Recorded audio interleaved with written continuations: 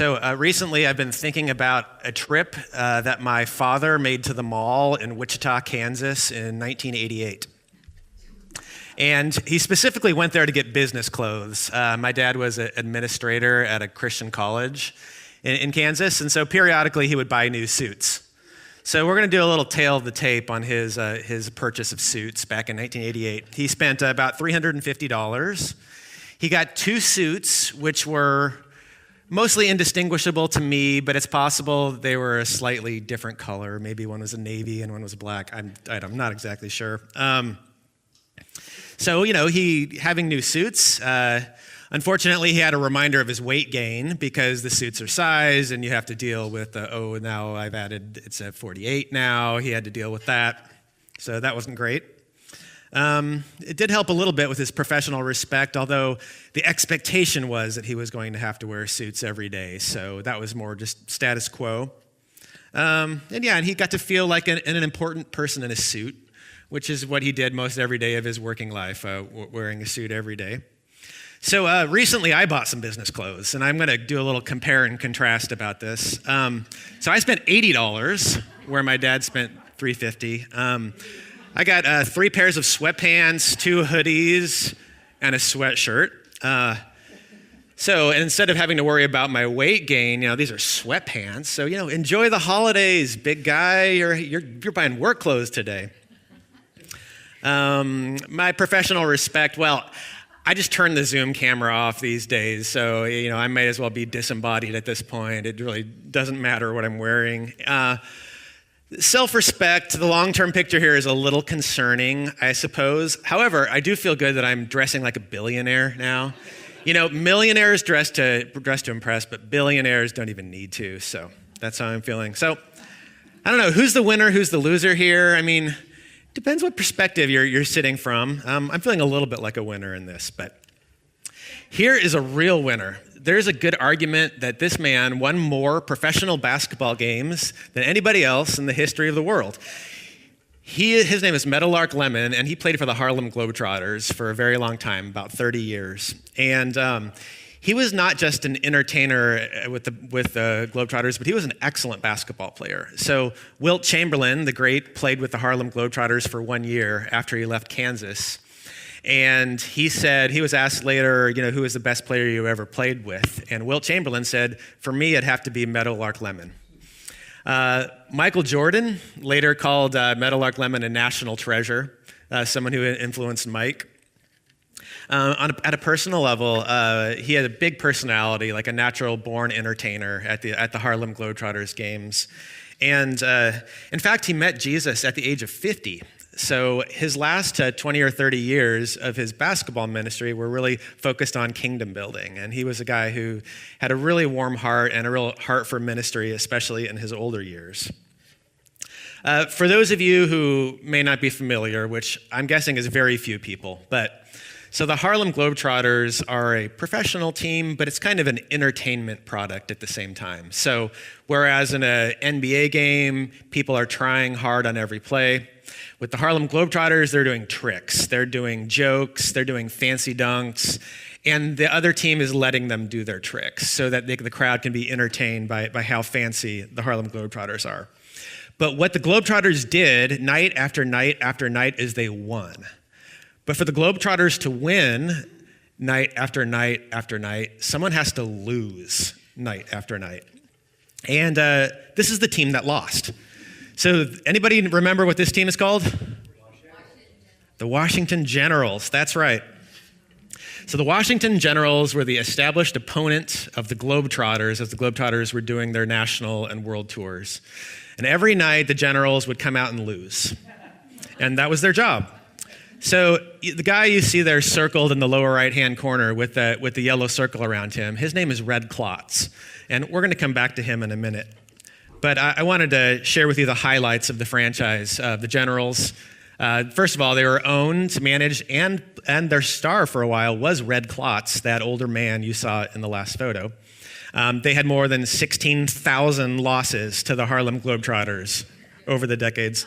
That's pretty much it. That's a refresh of their logo, that Washington Generals logo, although I did want to share their old logo, which shows a very tall person getting a rebound over a very helpless short person, which I thought was a great accounting of what it was like.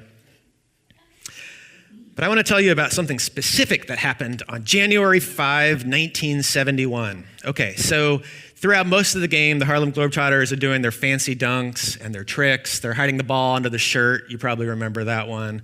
They're just doing they're up to all their usual tricks. But during this game, there's a pretense that this is a competitive game. And so there's actually a clock that's counting down, and there's a scoreboard, and they're actually keeping track of who's winning this basketball game. And suddenly, the Globetrotters look up, and with about 3 minutes left in the game, they're behind by 12 points. And they're like, oh no, we don't lose. What's going to happen now? So the Globetrotters started trying. So the tricks just stopped, and these excellent athletes, these amazing basketball players, started playing as hard as they could. So they're down 12 with 3 minutes left.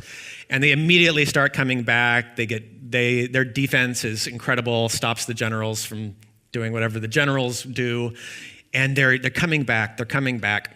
So the Globetrotters go up by 1 with 25 seconds left, and all is right with the universe again. So the Generals get the ball back, and Red Klotz, who's by this point he's about a 47, 48-year-old guy playing in this game for the Generals. He's also the owner of the team. He's not just anybody. He actually used to play in the NBA, so he has genuine basketball skill. He's not just an actor. And he decides, I'm going to try. And so the Generals get the ball back. Red Klotz hits an 18-foot jumper, and suddenly the Generals are ahead with about 8 seconds left. And the Globetrotters are, their eyes are really big, like what's about to happen here. And they've never, ever felt pressure in these games before, but suddenly now they're feeling the pressure. And so they get the ball to their best player, Beto Lark Lemon, and he takes the shot and he misses. And the Globetrotters lose. So the Generals won 100-99. The crowd just goes silent. There are small children crying openly in the crowd because the Globetrotters never lose, and they've just seen the Globetrotters lose. The Generals are actually cheering and excited, and they run off the court, and they go into the locker room, and for obvious reasons, they don't travel with champagne, so they sprayed orange soda all over themselves, just loving it, having a great time, and it's just dead silence in the arena. Just quiet, because the kids and the adults who are there can't believe the Globetrotters just lost to the Washington Generals. So if you think that the Washington Generals, who still play to this day, if you think that they don't remember this, you're wrong. I was on their website just last week, and they had this message, and I just have to share with you what the Generals are saying about the 2023 season. So, the Generals are up to something, trying for their first win since 1971. With an all-new set of antics and new tricks up their sleeves, can they beat the world's winningest team in their desperate attempt to outscore the Harlem Globetrotters? The Generals have been training hard and will stop at nothing to win this high-stakes battle of basketball. Never give up. So in 2023, the Washington Generals are bringing the heat, is what the message says. Think about the people of Martin, Tennessee that night. People of Martin, Tennessee did not want to see Red Klotz make an 18-foot jumper to beat the Globetrotters. They expected a winner. They wanted to see the Globetrotters, these masters of the game, these incredible athletes and great entertainers, they expected to see them win. And there's a passage that was written 700 years before the birth of Christ that got the same kind of reaction from the Jewish people that the Globetrotters losing gave to the people of Martin, Tennessee. And I'm going to read from this passage at length. It's from Isaiah 53. He had no beauty or majesty to attract us to him, nothing in his appearance that we should desire him. He was despised and rejected by mankind, a man of suffering and familiar with pain. Like one from whom people hide their faces, he was despised, and we held him in low esteem. Surely he took up our pain and bore our suffering. Yet we considered him punished by God, stricken by him, and afflicted. But he was pierced for our transgressions. He was crushed for our iniquities. The punishment that brought us peace was on him, and by his wounds we are healed. We all, like sheep, have gone astray. Each of us has turned to our own way, and the Lord has laid on him the iniquity of us all. He was oppressed and afflicted, yet he did not open his mouth. He was led like a lamb to the slaughter, and as a sheep before its shearers is silent, so he did not open his mouth. By oppression and judgment he was taken away. Yet who of his generation protested? For he was cut off from the land of the living. For the transgression of my people he was punished. He was assigned a grave with the wicked and with the rich in his death, though he had done no violence, nor was any deceit in his mouth. Yet it was the Lord's will to crush him and to cause him to suffer. And though the Lord makes his life an offering for sin, he will see his offspring and prolong his days, and the will of the Lord will prosper in his hand. After he has suffered, he will see the light of life and be satisfied. By his knowledge, my righteous servant will justify many, and he will bear their iniquities. Therefore, I will give him a portion among the great, and he will divide the spoils with the strong, because he has poured out his life unto death and was numbered with the transgressors. For he bore the sin of many and made intercession for the transgressors. We should pause for a moment to think how this passage would have sounded when it was read in a temple or a synagogue at the time. So Isaiah is famously this book of prophecy. It's about what's going to happen, and specifically it's about the Messiah and what the Messiah is going to do. But in this description of the Messiah, we don't have victory. We don't have triumph, at least not how we're expecting it. We have defeat, and we have loss, and we have suffering, and we have death. And this passage has been and continues to be one of the hardest passages for Jewish scholars to struggle with. And that continued even into New Testament times, of course, because this is the exact passage that the Ethiopian servant of the queen was reading when Philip encountered him on the road, and he was trying to understand, how can this happen to the Messiah? I don't understand how this defeat is coming for the powerful one. Isn't the powerful one supposed to restore things and bring the kingdom? And yet this passage says something different about what the Messiah will do. This isn't what we expect from a Messiah. It's not what we expect from a word of power and a victory. It's something different, and so it's always been such a hard passage. This year, or last year now, I read the Lord of the Rings books to my daughters, and it took us probably 4 or 5 months maybe to read through. It's quite an undertaking to read the Lord of the Rings. There was a quote in it that really stuck with me. When things are starting to go wrong for the Fellowship of the Ring, they end up in Lothlorien, which is one of the places of the ancient elves, and they meet with Galadriel. And when they're meeting with Galadriel, she says this to the Fellowship. She says, "Together through ages of the world, we have fought the long defeat."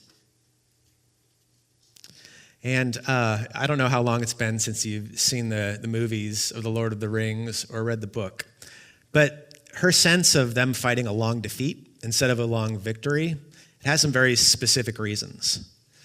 So first of all, they have fought evil in the past, and they have apparently been victorious over it, and yet the evil is still there. So specifically, they've already fought Sauron before. That happened at the end of the first stage in Middle-earth. And yet here Sauron is again, and they're fighting him again. So victory has been short-lived in the past.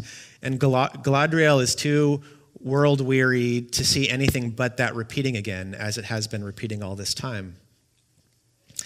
On top of that, the will to power among all the creatures keeps being reborn. So just because one generation doing evil has gone away doesn't mean there's not going to be another generation that's evil coming to replace it. That's been the pattern in the past, and so that's going to continue. And moreover, people keep forgetting the past.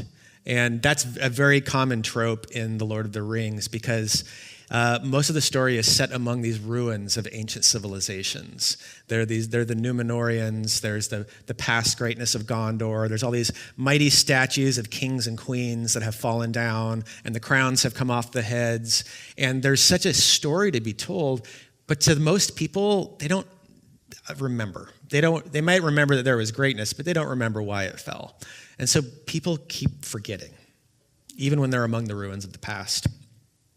And then finally, on top of it all, and this is one of the things that I think makes Lord of the Rings so effective, is that there's a sense of bittersweetness that hangs over the whole story. And that sense of bittersweetness is that a time is ending. And most immediately, it's the time of the elves. The elves were actually home to a different lands called the Undying Lands. They've come into Middle Earth, but they know that their time is ending. And all these other ancient creatures are starting to fade away too, because the age of humans is the one that's really swinging into action here. And Galadriel feels that. She feels that this age is ending and that the time of the elves is ending. No matter whether or not Sauron is defeated, that will be the case. And so there's a sense of defeat about even the mission that Frodo is going on to throw the ring into Mount Doom. The writer, Tolkien of Lord of the Rings, wrote this in a letter. He said, "I am a Christian, so I do not expect history to be anything other than a long defeat, although it contains glimpses of final victory." I wanted to pause there quickly. When you think of what he means by that, I don't expect anything other than a long defeat. What are some things that come to mind? What is our own long defeat as a church that we're continuing to face? Any ideas?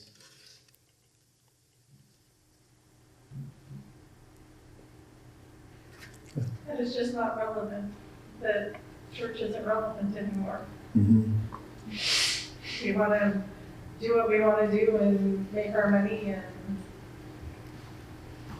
you don't know when he's coming back, so why should I worry about it? Right.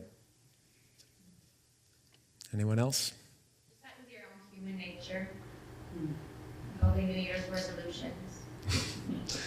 Anyone broken their New Year's resolution yet? Because it's that weekend, I think, when that starts happening. Helen? My New Year's resolution is not break a New Year's resolution. Oh, good. That was clever. I have a few ideas here. One of them is that good works are never complete. You know, you can fill your life with serving other people, taking care of the needs that you see around you, and the world will never run out of people or needs for you to take care of or good deeds for you to do. There's no end to that here on earth. That we can't undo sin or its effects, both in our own personal lives and in the world that's around us. The sin is what it is, and we're not capable. We're not powerful enough to root it out. That just to live here at all means having exposure to suffering and death. And the more you love people, the more you expose yourself to fear and suffering of their suffering and death. That's a long defeat that we're subject to. And then finally, that even our well-meant ideas can end up causing a lot of harm. Whether that's our personal ideas or as a society, things that we can do things for the right intentions and unintentionally cause a lot of pain and hurt for individuals. And all of these things are just the reality of our own long defeat. As in most things, we're preceded in defeat by Jesus. If you chose to, you could paint a very clear picture of Christ's defeat over time. He was born in an actual barn among people who were oppressed, who were not self-governing, a weak people. He was raised in modesty in an ill-reputed town. Can anything good come out of Nazareth? That's the town that Jesus came from. He was unmarried. He never had children. When he was teaching, he collected death threats everywhere he went. He scattered his own followers with his words, his hard words, and then later when they came back, he was betrayed by them, and they scattered again, and they abandoned him.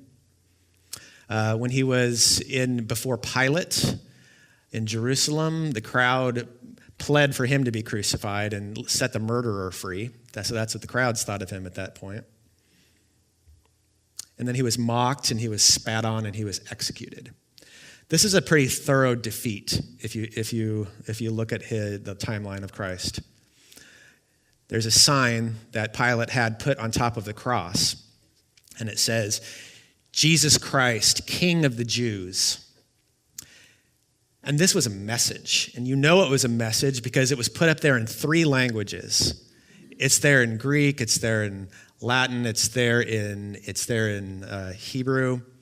Anybody who can read is going to be able to read this message. And it's a message to let everyone know how badly Jesus lost.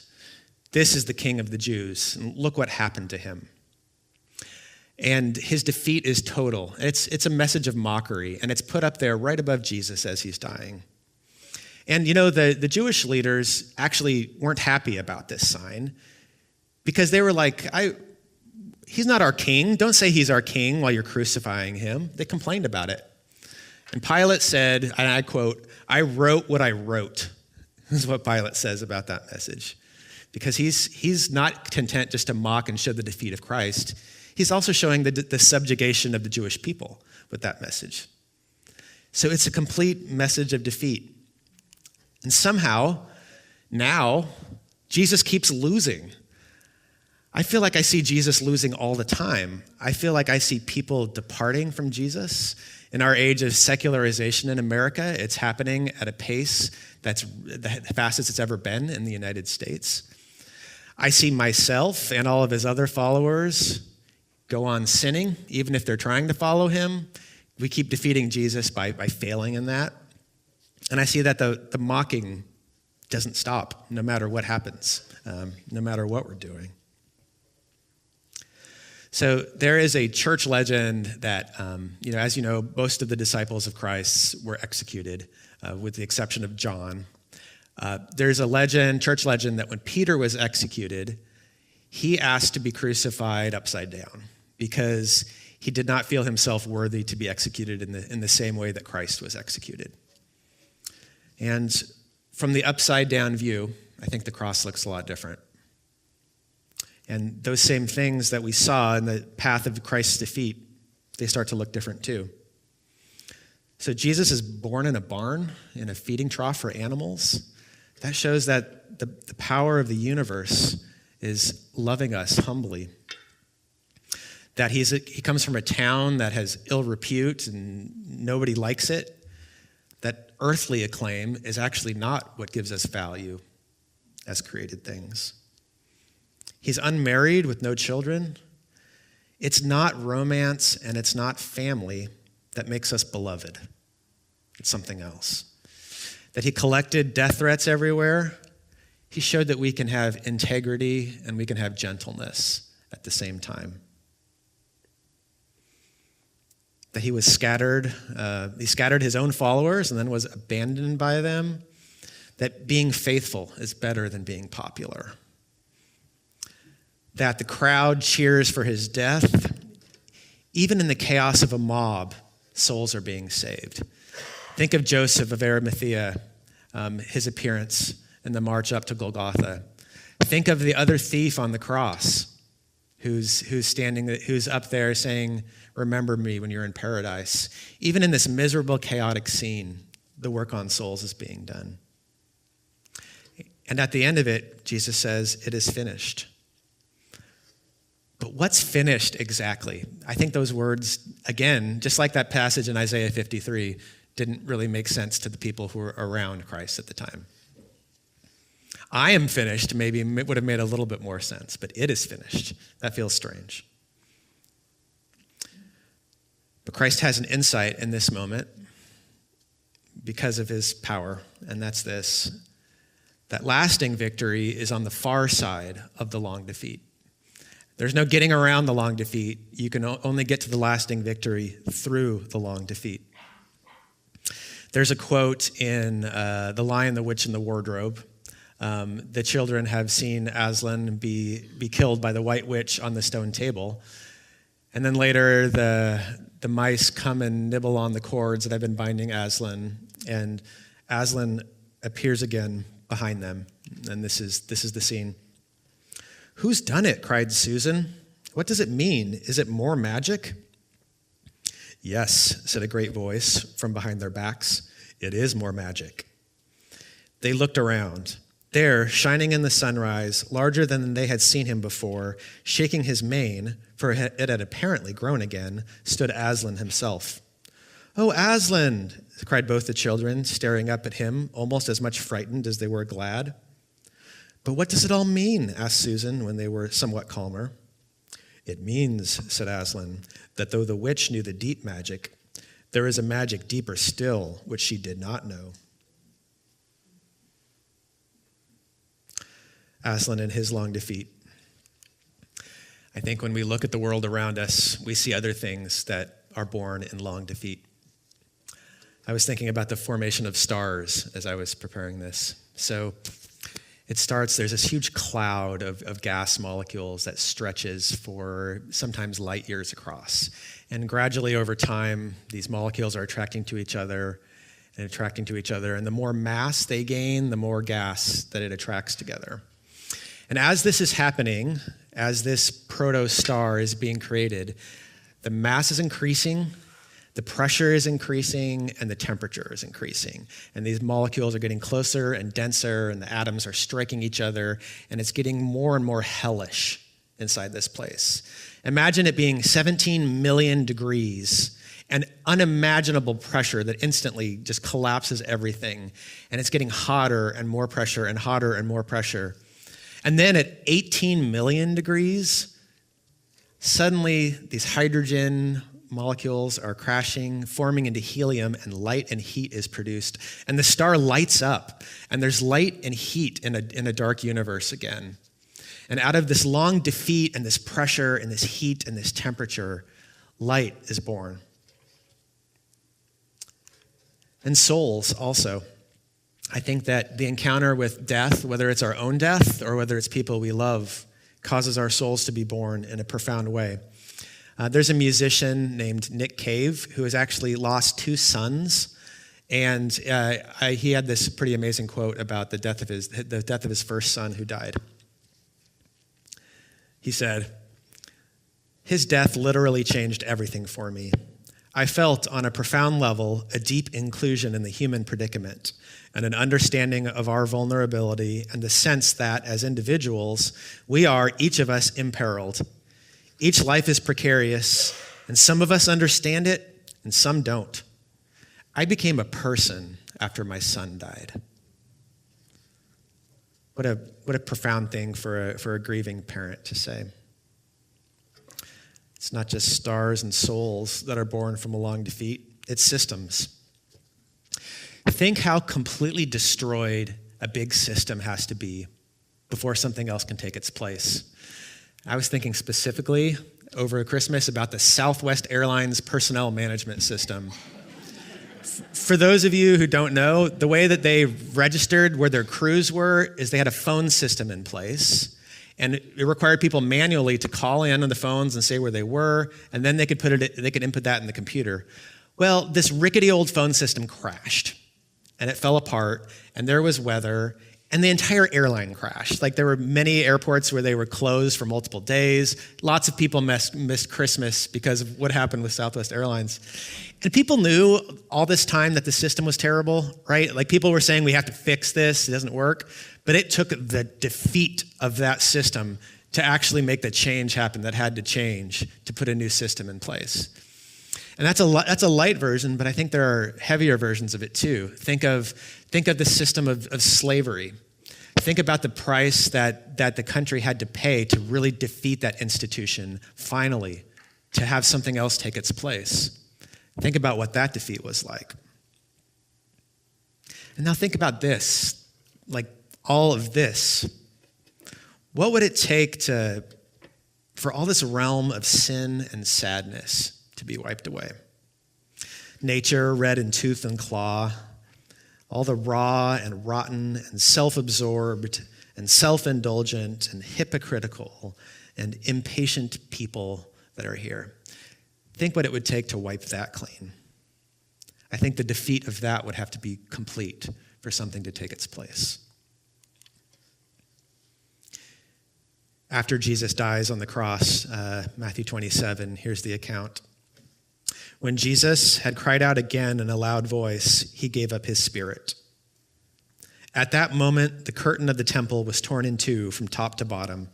The earth shook, the rocks split, and the tombs broke open.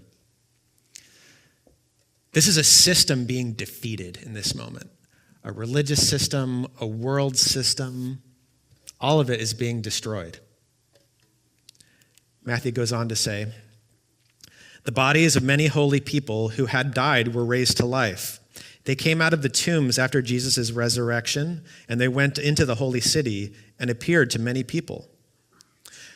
When the centurion and those with him who were guarding Jesus saw the earthquake and all that had happened, they were terrified and exclaimed, surely he was the Son of God. So we have one system being destroyed and this foretaste of a new system that's being born in this moment, with resurrection showing that life over death. And that's just a foretaste. That's just a picture of what it is. Christ carries our long defeat, whether it's as a church or as individuals. Christ carries that with him to the cross.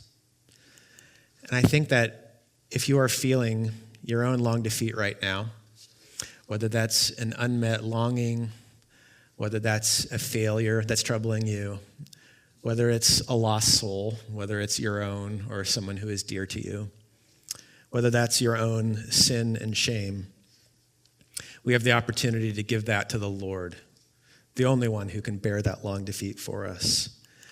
And I think that when we are able to give up those things that are defeating us, then we find that actually we can go on and serve Christ as we are now.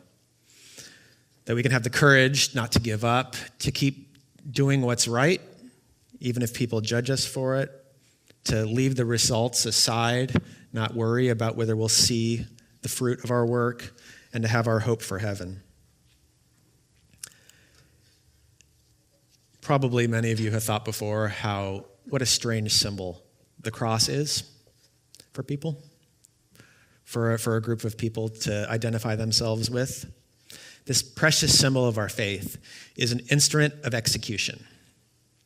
Imagine if the symbol of a religion was a noose or a firing squad or an electric chair. That's the kind of symbol the cross is. Defeat is built into the cross. Not only the defeat of Christ in symbol and reality, which is a really strange thing to celebrate, but also the sense that this world isn't what it was meant to be. The cross should always remind us of that. And moreover, that the death of Jesus, which Pilate put the sign over saying, look what happened to your king, that the death of Jesus was not what it seemed. And that in his resurrection, we have our foretaste, not of the long defeat, but of the endless victory. And that's the hope that's in this symbol of the cross. And so today we're going to do communion together. And we're going to remember Christ on the day before, evening before he was arrested. Very close to his defeat at this point. So if everyone has your communion packet, please take it out now. Paul, writing of Christ in 1 Corinthians, says, "For I received from the Lord what I also passed on to you. The Lord Jesus, on the night he was betrayed, he took bread, and when he had given thanks, he broke it, and he said, 'This is my body, which is for you. Do this in remembrance of me.'"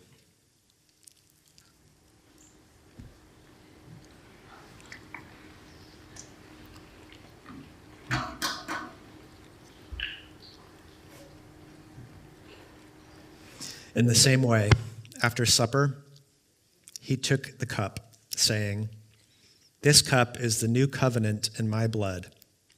Do this whenever you drink it in remembrance of me. For whenever you eat this bread and drink this cup, you proclaim the Lord's death until he comes."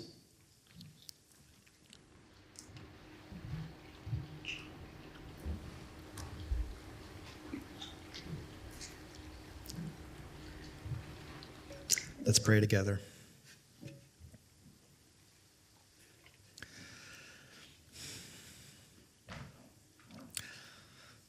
Lord, we want winners. We want quick victory over what's troubling us in our lives. We want the suffering to be done. We want the fear to go away instantaneously. Those are the kinds of things that we want. But we see that when you came, you emptied yourself of power. You emptied yourself of might to take on death and suffering and sin. We're grateful for this reminder through the body and the blood of how powerful that gift was to us. And we're thankful, Lord, for these glimpses of the final victory.